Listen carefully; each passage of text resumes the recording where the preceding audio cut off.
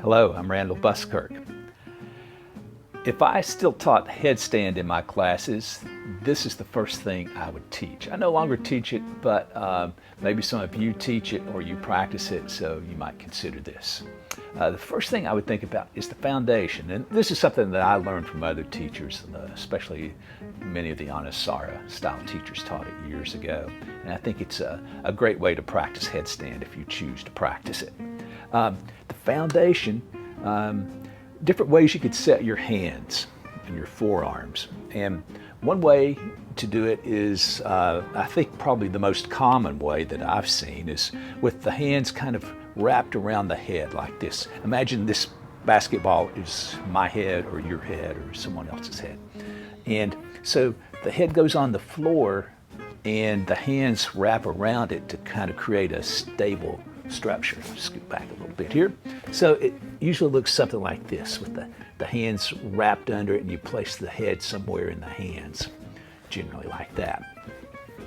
Seems to work for a lot of people, and that's good. I'll offer an alternative here. This position is the hands clasped, the fingers interwoven like this.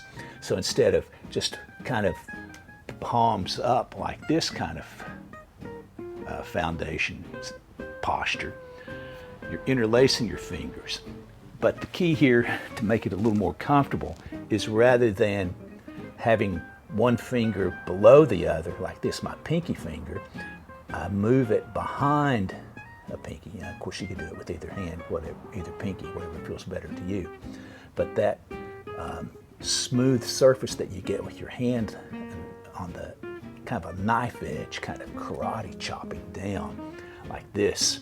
So it's this kind of shape with the wrists kind of neutral rather than opened out like they might be in this cupped position. So you've got one pinky behind the other.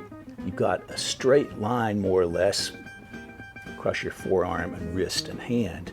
So you've got more of a solid structure, I think, for power and stability, because what you want for your headstand is a good, strong, stable structure. And then you would place your hands, of course, in kind of a tripod, but you're going to bring your back of your head there to the heel of your hand, more toward your wrist rather than your fingers. So it would look something like this. Again, let me scoot back a little bit here. So this is my head or your head or a loved one's head. And so you've got your hands set like this rather than underneath. And you might find that it makes a difference in not only the strength you're able to generate from your arms pressing down into the floor, but also because of that stability, now you've, instead of having your head kind of encapsulated here and your neck and your neck joints set in a certain position that might not be optimal and less ability to change that position. Now with your head kind of freed from your hands, you can adjust the tilt of your head and your neck positions for more optimal alignment for your structure.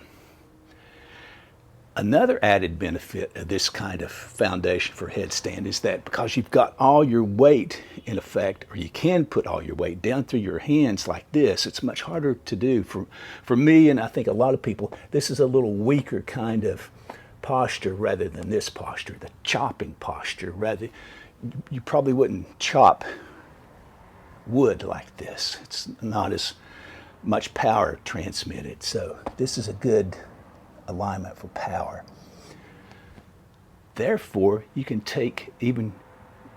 lift your head up off the floor away from your hands, so you've got very little weight and force going down through your neck and head into the floor. So you can adjust and modulate how much pressure you put onto your neck, so you can make it a much safer pose to try, because you've got this good strong foundation. You can adjust the tilt and neck position, tilt of your head and your neck alignment through the cervical spine in conjunction with the rest of your spine. And you can adjust to get the optimal load bearing for it.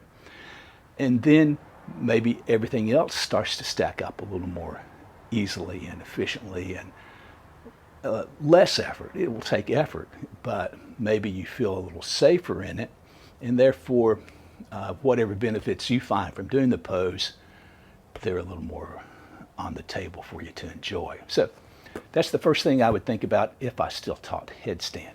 Get a good solid foundation in your arms, and then you can adjust your head and neck position and the length and the load amount that you're bearing, and it can become maybe a fun pose to play with. Give that a go if you like.